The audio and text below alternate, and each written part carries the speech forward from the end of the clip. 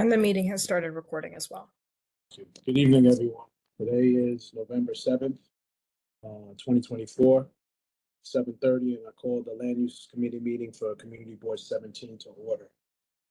Hopefully, everybody had a decent time since the last time we met. There's been some political activities. We have a new president. Hopefully, everybody had the opportunity to go vote, cast theirs, and I call this meeting to order. Well, I'm going to forego the approval of the meeting minutes until we gather a couple of more individuals, and I'll lead right into the chairperson's report. Excuse me. City of Yes for Housing Opportunity on October 23rd held a public hearing that was held by the Zoning and Franchise Committee for the City Council. That actual public hearing was for the City of Yes Housing Opportunity proposal as a whole.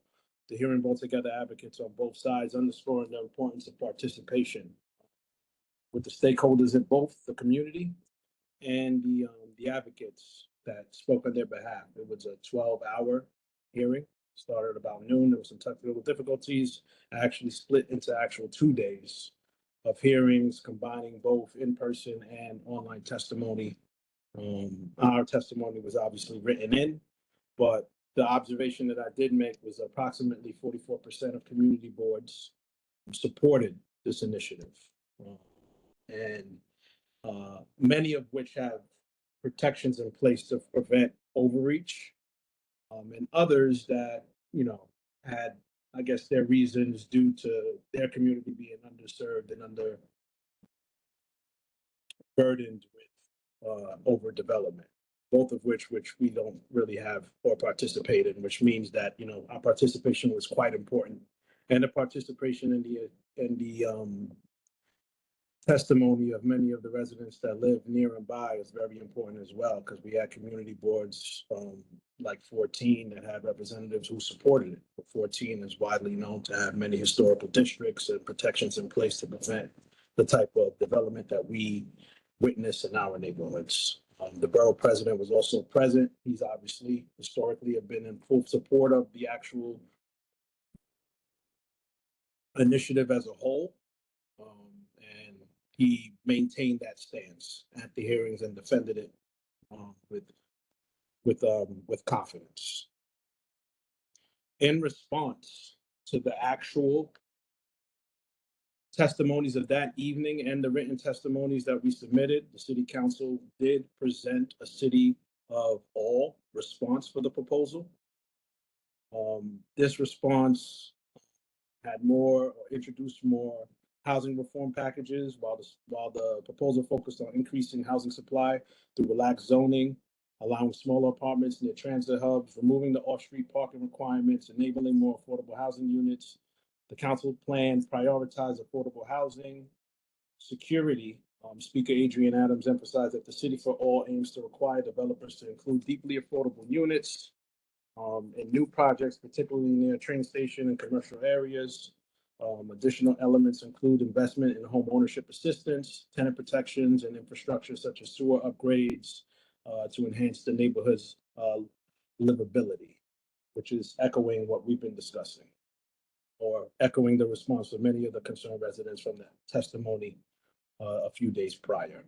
Councilmember Kevin Riley highlighted critical areas such as affordable home ownership, infrastructure improvements, and essential components to the council's vision. The City Council has indicated that its support for the City of Yes may hinge on whether these priorities are incorporated.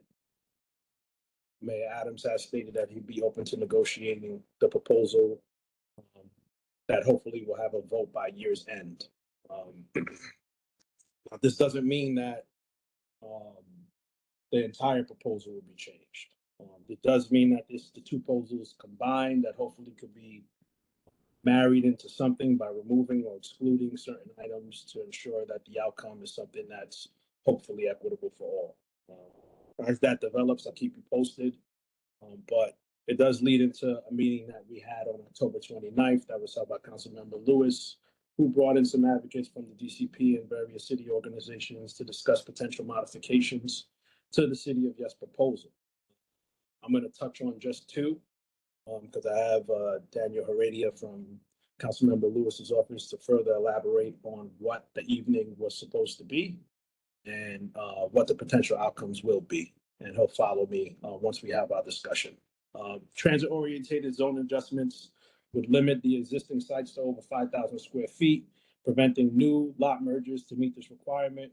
Restrict applicable flood zones, which is something we also spoke about, or that was in our concern letter.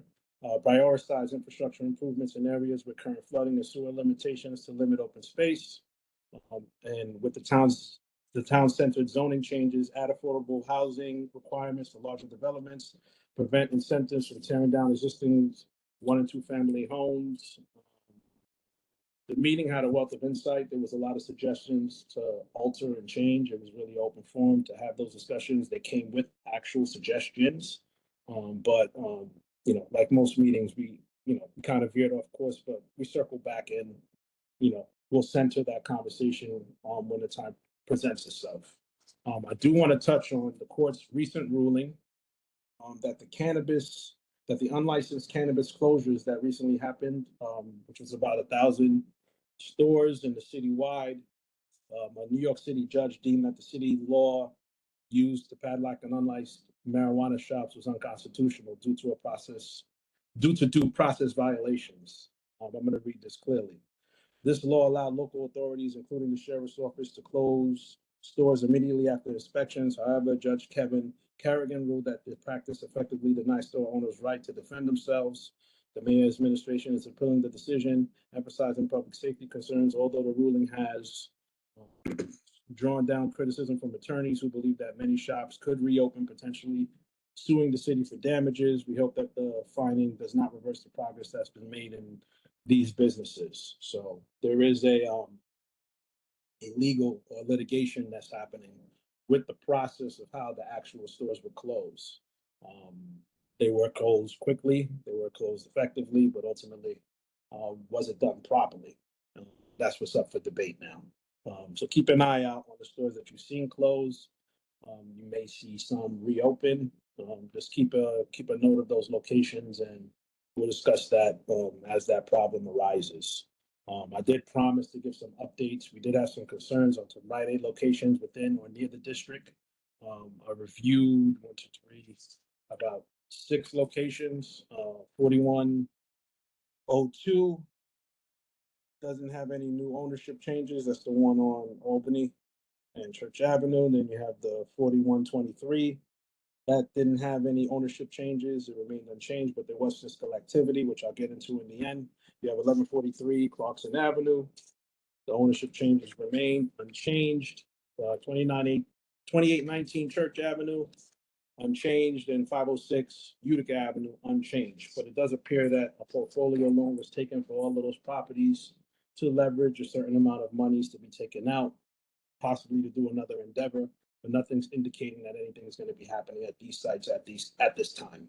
I didn't see any permit activity as well, even though I was told that there may have been some activity at the Albany Avenue one. It could have potentially been removing materials or selling anything off value inside of the actual Rite Aid itself, but to my knowledge, there shouldn't be any activity.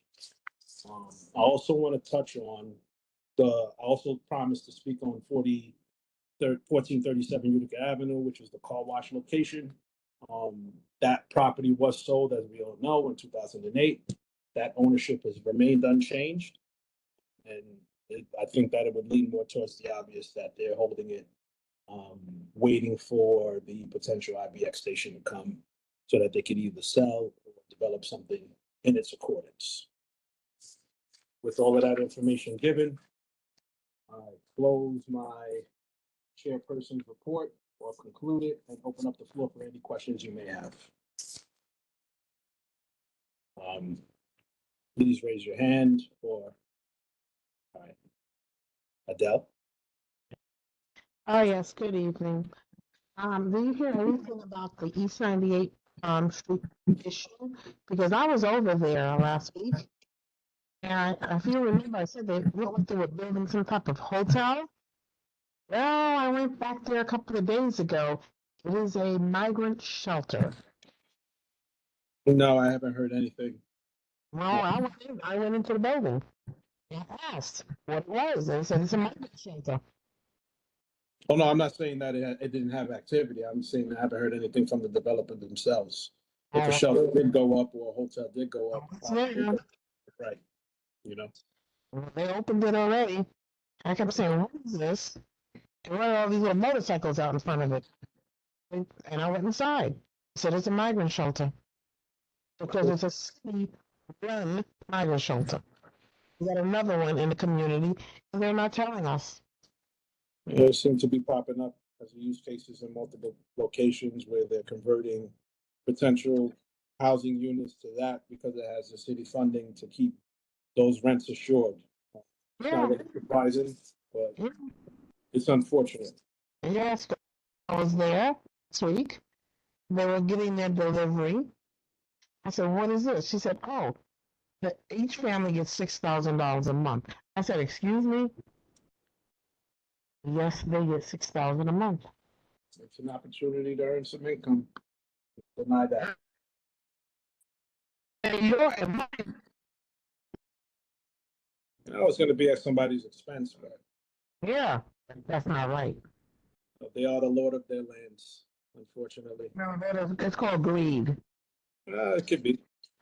Ain't no could be about it. Half the people here make 6,000 a month after tax. Yeah, I can't have an opinion on what's going on over there. I don't really know for sure, but keep an eye on it and let me know. I'll look it up myself. Like I said, I walked in and asked Pretty sure that it was done. the front desk, and I talked to the woman there. Pretty sure it was done above board. I didn't hear anything, but I will look into it. They didn't say anything. It's right behind where the Walgreens used to be. It's now a supermarket. That's the building right behind it. Okay. East 98th Street. I was from New York. I was shocked. What is going to be with the property on Rogers and Church Avenue? I see it's up, but what is it? Rogers and Church is a mixed use property. Uh-huh.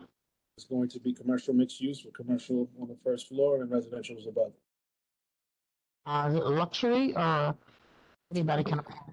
Depends on how you define luxury, but I would say not. Okay.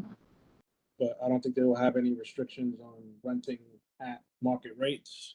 I don't think that they tapped into anything to expand or make it any larger, and they didn't go through a URLAP, so they're probably free to build as of right. Which I'm sure that one was the case, for that particular. All right. Right. Thank you. Do we have any other questions pertaining to the chairperson's report?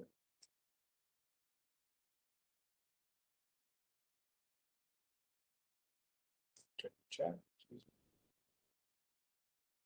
Having trouble hearing you? Sorry.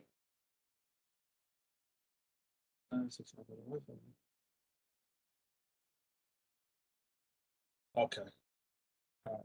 Again, no other questions? Excellent. So at this time, I'm going to give the floor to Mr. Heredia from Councilmember Lewis's office just to discuss the event on the 28th. Danny, are you here?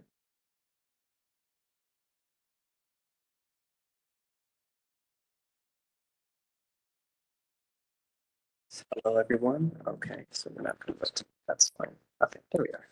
Yes, sorry, everyone. I am at Borough Hall, taking two meetings at once, but I believe I'm visible and audible, so there we go. Good evening, everyone. My name is Daniel Heredia. I am the Legislative Communications Liaison for Councilmember Farrah Lewis. It's a pleasure to join you all this evening. I'm here predominantly to give a summary of the event that took place a couple weeks ago. We hosted. This was at our City of ES information session, our second one that we did in the district. The purpose of doing the information session was to provide a little bit more clarity to some key stakeholders and interested folks from the neighborhood who wanted to get a little bit more of an in-depth and specific analysis of what the City of Yes for Housing Opportunity means Obviously, there's been a lot of different information and some misinformation about what the proposals hold for the communities and its impact. And we also wanted to have a more specific view on what changes it would mean for our communities in particular.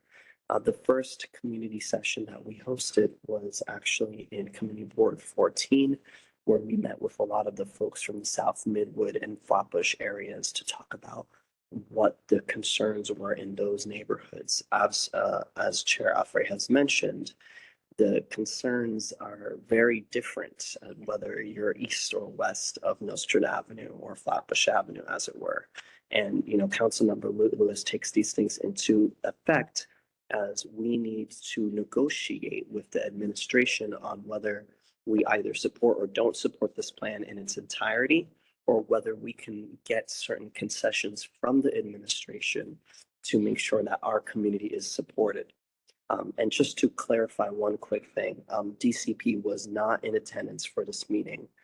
We found that in the past, bringing DCP to meetings, community meetings like this, results in a lot of contention because they are not very interested in talking about modifications themselves. The only room for modifications and negotiations are with the mayor directly, which Councilmember Lewis has been doing along with other members of the Committee of Land Use in the City Council, such as Chair Kevin Riley, who is the chair of the Subcommittee on Zoning and Franchises. So he is the one who's spearheading a lot of these efforts to get our individual members' feedback adopted in the City Council level. But basically on the timeline, the City of Yes for Housing Opportunities is going to get voted on by the City Council later this month. This is part of the ULURP. We've been in active negotiations with the administration on getting things modified and getting certain concessions made for us. And there's certain demands that we have that Councilmember Lewis has and other members, especially in South and Central Brooklyn have, where we have a large population of homeowners and a large population of folks who are already burdened by overdevelopment in our communities before we would let such a thing happen. So, as Chair Afrey has mentioned, a number of components during the session were discussed, including transit-oriented development, including residential conversions, town center zoning, the parking mandates, which is a particularly controversial element to the plan here in CB17, even though it doesn't affect all of the properties in CB17. It's really a higher density proposal, and also accessory dwelling units, which is, of course, the legalization of basements and backyard housing. So a lot of the concerns that people brought up during the meeting and were similar to what was submitted to us by Community Board 17. Those components really had to do with where in the district these changes are taking place and how we can prevent what's been happening in the R6 area of CB17, which is mainly the parts of west of Brooklyn Avenue, where we're seeing tons of overdevelopment and out of context development take place. So these were the things that we were trying to fight back against. So we took a lot of good feedback from the community at that meeting. The lawyers are currently working on it. I know Chair Afrey has asked for a copy of the presentation that was given. Unfortunately, I was told by the City Council land use lawyers who joined us that because they're still in active negotiations, we won't be able to share some of the particular negotiating items that are on the table, such as mandating additional affordability for some of these bigger developments that they're trying to allow, as well as to limit where some of the transit-oriented development or where some of the increased development can take place. As we know, it was noted, CB17 actually has one of the highest rates of development right now in Brooklyn. This community board is contributing a lot of the housing stock, so we wanted to make it clear that some of the changes that they're calling for may make sense in another area in like South Brooklyn, where, Bay Ridge, Sheepshead Bay, where there's been almost zero new housing development over the past 10 years. But we've already done our share over here in East Flatbush. So those are some of the items that were discussed. We are going to have some more information about what actually is going to go up for vote later on once some of these negotiations are underway. But I do appreciate the fact that Chair Afray mentioned the City for All proposals, which, you know, is being done because a big part of the City of Yes that the mayor has essentially left out of discussion is the infrastructure. And how are we actually going to support all the increase of density in housing without key increases into the infrastructure that our communities can support, as well as whether we're really making these things affordable or whether we're just making more housing that's going to be market rate or 120% AMI, which prices out our communities anyway once they're built. So those are the things that are currently happening in land use in the city council. And I'm happy to answer any specific questions. Or I'm not really taking testimony or feedback right now. If you want to shoot me an email about any particular things you have, but I'm happy to answer any questions about where the negotiations sit with any particular proposal, and I can chime in there. So thank you, Chair Afray, for giving me the opportunity to speak tonight, and it's a pleasure to see you all. Thank you. Danny, does anybody have any specific questions for Danny pertaining to the topic discussed? Can I ask a question? Absolutely, Ms. Johnson. My name is Disa Johnson. I'm new to this group. So I was trying to listen in, but as Mr. Herrera spoke, I just wanted to ask a question. By the way, I see you at 6-7 Community Affairs, usually at the monthly meetings.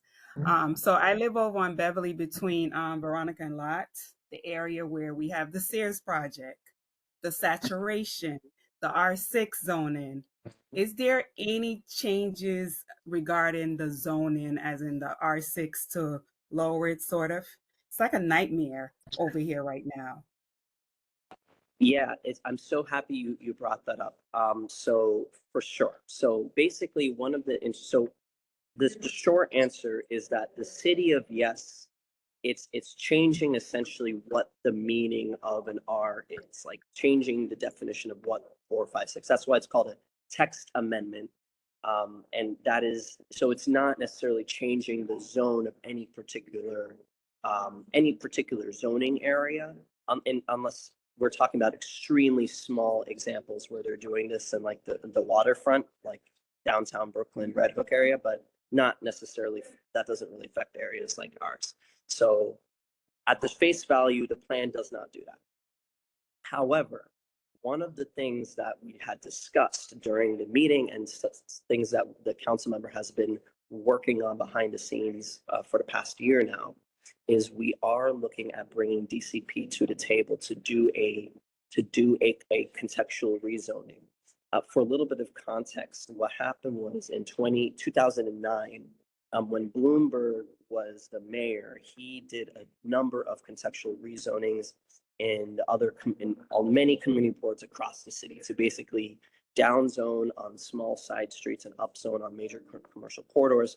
That's why in CB14 and CB18, you have things like R5B, R3X, R2A, things like those, which basically make it such that, you know, whatever building you want to build, it's actually up to the height of the other buildings on your block, rather than where it is now, height factor, which is essentially, okay, if you build out your entire lot, you can build it 6 stories, but if you actually shrink it and make it a tiny little skinny building, that's why you can see these 9-story, 10-story buildings go up.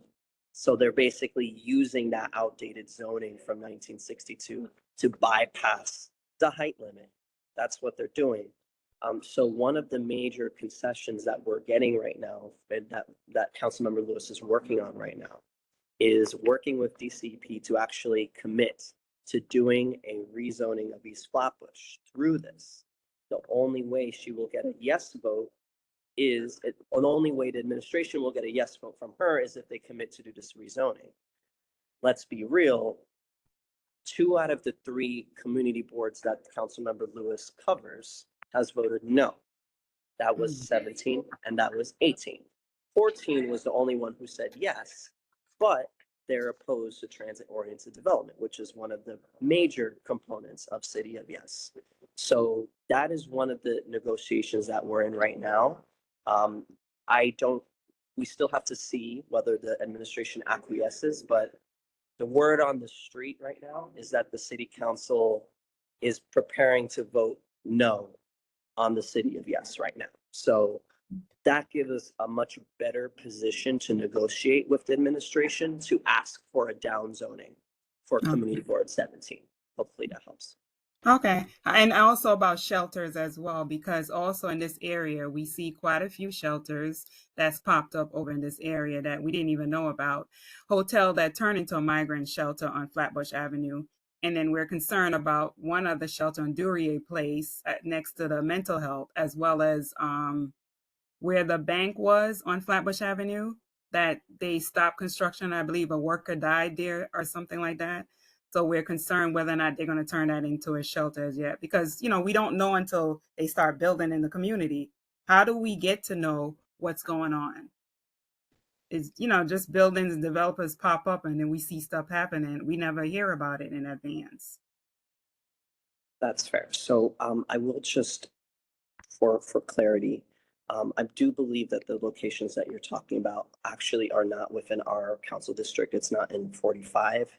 But however, I will speak Oh, to that's some. in 14. That's 14. Yeah. It would be 14. Okay. It's just a little Never bit north mind. of us. Never No, mind. but it's important to discuss. Yeah. Just to be clear, you know, in terms of the shelters, right? So that's a common issue that we've been fighting with the administration on, that you can't, you know, we have to handle this matter humanely. However, we have to do it in lockstep with the community and make sure that the community has the resources to deal with them before you bring people in, especially those who may need heightened social services, heightened access to benefits, and you cannot just overwhelm the community without having provisions for that.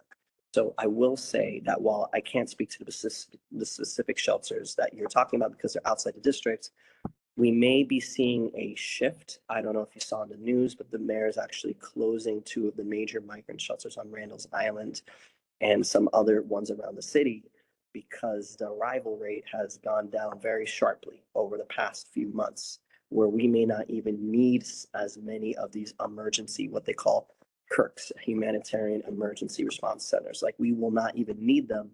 So I would reach out to your local folks to see if you can push those folks, or to push your local officials to see about the winding down of those CERCs. Councilmember Lewis is definitely going to be in contact with the ones that are in our district to see if we can wind down the populations our own, because, you know, we've had those similar issues, especially in East Flatbush. So I agree with that. Okay. Thank you. Thank you, Ms. Johnson. Marjorie Silcott. Yeah, good evening, everyone. I'm really new to this committee, and I need an understanding of the City of Yes. What is that? Yes. So I can't give it an entire overview right now because they're probably going to kick me out a little bit here. But basically, it's a proposal by the mayor to make some changes to the zoning in every neighborhood slightly, that will change exactly, as a homeowner, what you would be able to build on your property. The thing is, it really depends on whether you live in a neighborhood that has high density or low density. If you live in a neighborhood that has a lot of tall buildings already, that will allow those building owners to build a lot more or to build differently, depending on what, like, how wide their street is and things like that. If you were a small homeowner, if you only own a 1-2 family home, the things that it does is basically allow you to legalize your basement or to build units in your garage or backyard. And it will also, it might be able to expand your house if you live close to a train station. So those are the main things that affect Community Board 17. Thank you. Thank you, Ms. Silcott. And Adele, I'm not sure if your hand is still raised from prior. Do you have a question? or Samantha? You're acknowledged? Oh, Adele? Oh, she put her hand down. Samantha? Hi, good evening. My question is, did they discuss the incentives that the homeowners or um, or apartment owners will receive if they decide to do a transformation to their, property? Yes, that's a great question. Part of our frustration with the way that the city of Yes is written now is that it doesn't have enough of those. So the good news, what we do know is that there are tax breaks associated with some of this work. That if you do expand and if you do construct an ADU or something like that, it's not going to affect you as heavily as a homeowner where normally they would be driving your taxes through the roof if you become a multiple dwelling. There is provisions from the state law, actually, like the assembly members and the senators, that made it such that it's not going to increase your taxes. So that's a major incentive. But the thing is, the city council is in the process of asking for grants to help homeowners do this, because it's not going to make sense unless if you have grants as a homeowner. If you're a small time homeowner, where are you going to find $50,000 or $100,000 to do the plumbing and electrical that's going to expand, that is going to allow you to expand your house. So we're in the process of those negotiations right now to get more of those. Okay, thank you. Samantha, does anyone have any other questions for Daniel? Right. Seeing none. Thank you, Dan. Thank you for stopping in. We'll be in touch about some other thing. Thank you for your participation tonight, and we'll be in contact. Appreciate you, Dan. My pleasure. Thank you for all the work that you're doing, Chair Frank. I will proffer what Dan said, that the conversation at the meeting, the observation that I made, and the key word that needs to be understood is balance. There were maps shown, color coordinated maps that showed the participation of community boards, all 53 of us across the city, with green being the ones with the darkest green, or the lowest hue of green being the ones that were heavily affected, and we were there. There were a lot of others that weren't, right? And the support from the community boards that were, like I mentioned in the past, have provisions in place, like our neighboring 14. When you speak towards the shelters that go on their borders, we share borders. So when they push shelters to their borders, those are shelters that are on our borders. The issue is balance. We've more than participated, but unfortunately, the proposal itself, every part of it will affect our community. And the concerns that 14 has is that their current train stations, which are historically, that's the Church Avenue train station, the Beverly Road train station, the Cortelia Road train station.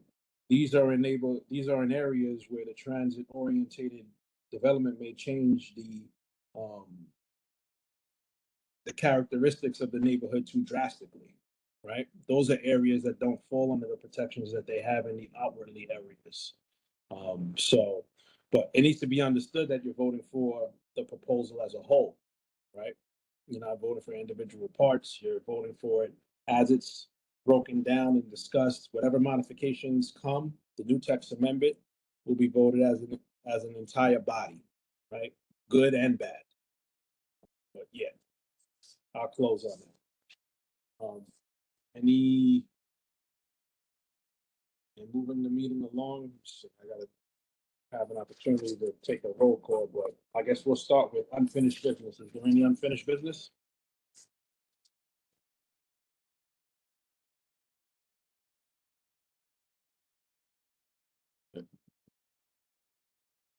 Making it easy tonight. No unfinished business? With the auntie.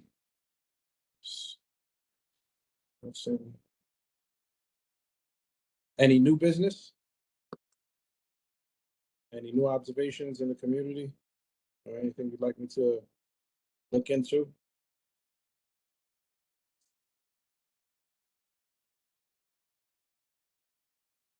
Ms. Silcock? Another question. With these new buildings going up, where do you go? I know that there was an individual who was looking for an apartment, and how do you find out the rental, where you go for rentals and things? There is a building on Snyder and East 35th, and I think you mentioned that one over on Church and Rogers. How do you find out about the rentals for these, where you go to apply for rentals? A few people in the community are asking, and I don't know what to say to them. Typically, these developers, once they get past about 50% of the build, at least externally, they'll put up websites, and there's usually a realtor assigned to it. It shouldn't be nothing more than a Google search for the actual address to see what the availability of the apartments are. Oh, okay. All right. There's not like a public pool. I mean, there's It's- there are websites and stuff that you can go to track rentals and ownership. But they're usually specific to the actual land owner. Okay. But if there's other resources that I could find or anyone else could mention, you may hear it tonight. Thank you. Right? Thanks. Can I say Hi, something? doesn't it depend on also whether or not it's affordable? Like if it's affordable, aren't they listed on the HPD site? We're supposed to fill out application. Yes. Oh, okay. Yeah, that would depend on the location. If they actually All right. check it. Yeah. I was gonna say the same thing. That yes, if it is and it's connected to Housing Connect, you'll see it in the Google search sometimes where you could just click on a link and find it. Okay. I have a question, or I don't know if you know anything for me.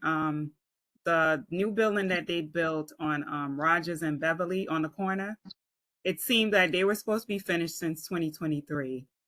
And to date, they were still working on it. They put up like it's going to be a daycare or something, Little Scholars on the second floor. The first floor looked like they're not finished. Now they put it up on Google where they had Housing Connect, where they were advertising that apartments was available. I think it's like over $2,000 if I'm not mistaken. But have you heard anything? I'm trying to figure out why no one has moved in yet. I guess it's not finished, or there may be some issues or something with the building.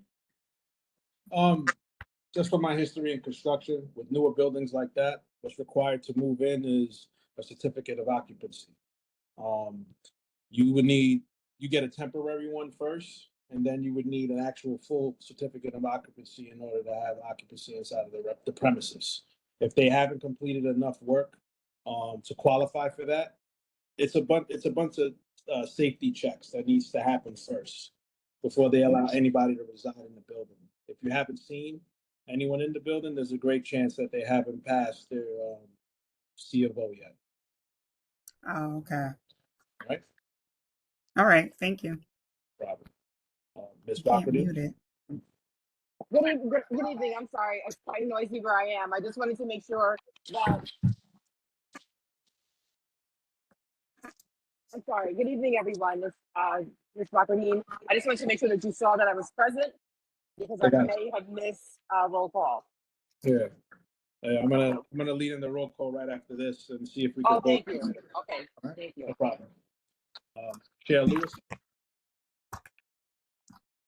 All right, good night, everyone. One of the major things, and this is what is going to push or direct in terms of how these buildings are recognized as affordable, et cetera, et cetera.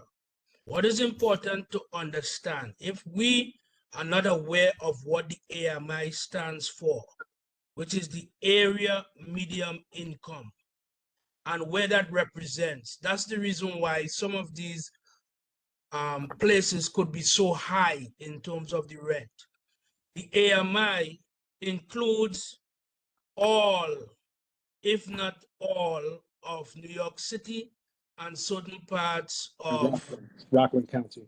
Yeah. Rockland County and all of that. When you look at what we are talking about in terms of income, some of the folks in Rockland County, some of the folks that are in Manhattan, some of the folks that are in certain parts of Brooklyn, they make, or their income for that area is much higher than our own. Our median income in our area, I think, was given to us about 58,000 to the most 65,000. That came out of that meeting. Now, what they're trying to do, and hopefully we get that change, is to get 60% or 40% of AMI, which drops down the amount. Because if we look at the AMI right now, the AMI calculation is closer to 70 or 80,000, maybe even $100,000, right? So now when you look at that, that is why when you look at all of these buildings and apartments and these buildings that are in the areas, a lot of them are empty. Why? Because they were not really for our neighborhood in particular. They were looking for other people to come and move what we consider southeast, and eastwardly to pick up those things. Talking about the folks from downtown Brooklyn, downtown Manhattan. And that's the issue. So in the city of Yes, what we have to be is smart about what we want, but we can't just say no to everything. The issue that we have in our community, we have a problem with one or two things, we say no to everything. And then that does not allow us to negotiate. That's the most important thing that was taken out from it. So certain things were sent back to DCP. The gentleman that was there, I think he works alongside DCP and everything else. And what we have to know as a community, we're gonna have to give and take. 25, 30 years ago, when we could have gotten what we needed to get, it was not done. So all of this that we see now has been planned over 25 to 30 years ago. And all they were doing were waiting for some of the older folks or some of the people to lose their properties in terms of not paying their water rates, not paying their taxes, their kids not maintaining it, or the folks just want to get away. And for us, our people see a couple $100,000 and we jump up and run and think we win the lottery. We have to get away from that mindset, right? And we have to be more strategic. But now that we're here, we're gonna have to give a little bit and take a little bit. And let's try to be able to negotiate to try to make the best outcome. Because if we just say, no, we don't want it, it might stay for a little while, but then it will be imposed upon us and we were not at the table to give a couple suggestions in order to make it a little better. Thank you, Chair Lewis. At this time, I'm going to take a roll call. If I miss anybody, that's a land use committee member, just let me know. Adele Bennett, Present. Allison Martinez. Get the list in front of me. Okay. Hazel Martinez, Present. Marguerite Vigilanti, Present. you, Dr. Carol Renault,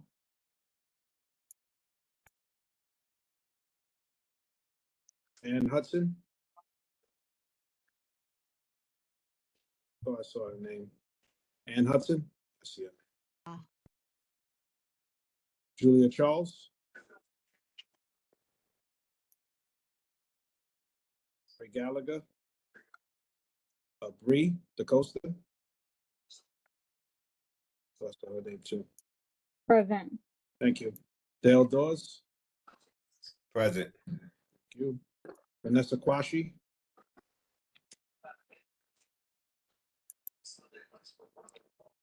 Harry Bell Downs. Londa Arlene. Leah James. Simone Sylvester. Cliff Robinson.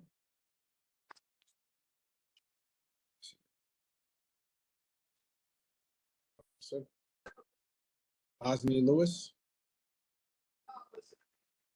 Present. Tamara Thomas, Samantha Lawrence, Present. Joan Bachradine, Joan Alexander Bachradine, Present. Gina Watson. I have Yolanda in here twice. Timothy Davis, Darrell Holland,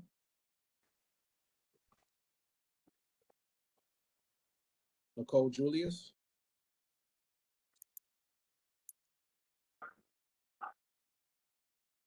Nicole. Did I miss anybody? I have a few other names. Cheryl Smith. Excuse me, Cheryl Nope. Smith. Sorry. Yes. Thank you. Teresa Brereton. Okay. Yeah, David Boatswain. Disa Johnson. Khadijah Oluo. LaShawn Freeman. Marjorie Silcott. Joan Erskine. Ayana Giles. Erskine. Sorry, Joan. I didn't see your name. I skipped over. Sorry about that. What was the last name? I'm sorry. The last name? And Mr. Johnson. I didn't see you there either. Counting that off, I think we have quorum. Brenda Jean Jocks. Excellent. Has everyone reviewed the meeting minutes? CK Price. Mr. Price is here. Is that everyone? Hello?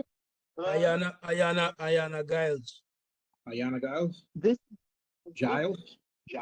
Giles, sorry. I said Giles. Giles. Giles.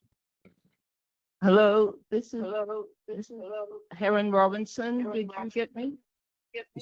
You said Heron? Heron Robinson. I got you down, Ms. Robbins. Thank you. And I think you were asking about Marjorie Silcott as the last name.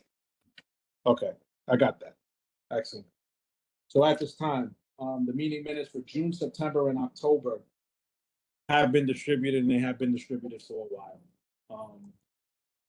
I guess we need to make a motion to approve the meeting minutes. We'll open it up for discussion for any addendums or amendments, and then we'll accept and move forward to have the meeting minutes included. Can anyone make a motion to approve the meeting minutes for June, September, and October 2024? I make a motion to approve the minutes. Marguerite Siliante. Khadijah Oluo, I second. Motion's been moved and properly seconded. We'll open up for discussion. Is there any adjustments to the meeting minutes for the 3 months that need to be adjusted? Seeing none. Right. Okay, so we'll just take I guess we could just do a vote. All in favor of accepting the meeting minutes as distributed, say aye. Aye. Aye. Aye. Aye. Aye. Aye. Aye. Aye.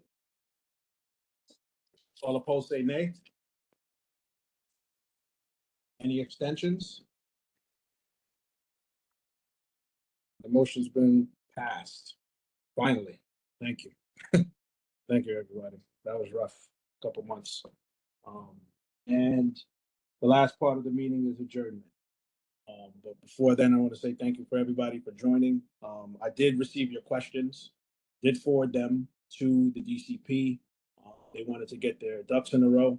I didn't acknowledge each one, but I did gather it in one email and compiled it. I'm still compiling it now, but as they come in, I will be passing those on.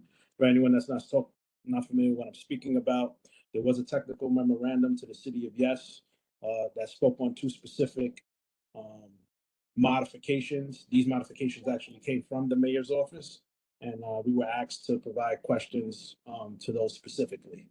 We're in the process of gathering those questions up to have the DCP come. We didn't have enough questions in time, for them to be present tonight, but as we gather enough and get them there, hopefully we can have them here for next month. All right? Can anyone make a motion to adjourn? Joe Nurskin move to adjourn. Marguerite, seconds. Motion's been moved and properly seconded. I adjourn the meeting for the Land Use Committee at 8:26 p.m., November 7th. Everyone have a good night. We'll be in touch and keep me posted if you see anything in the neighborhood. Good night.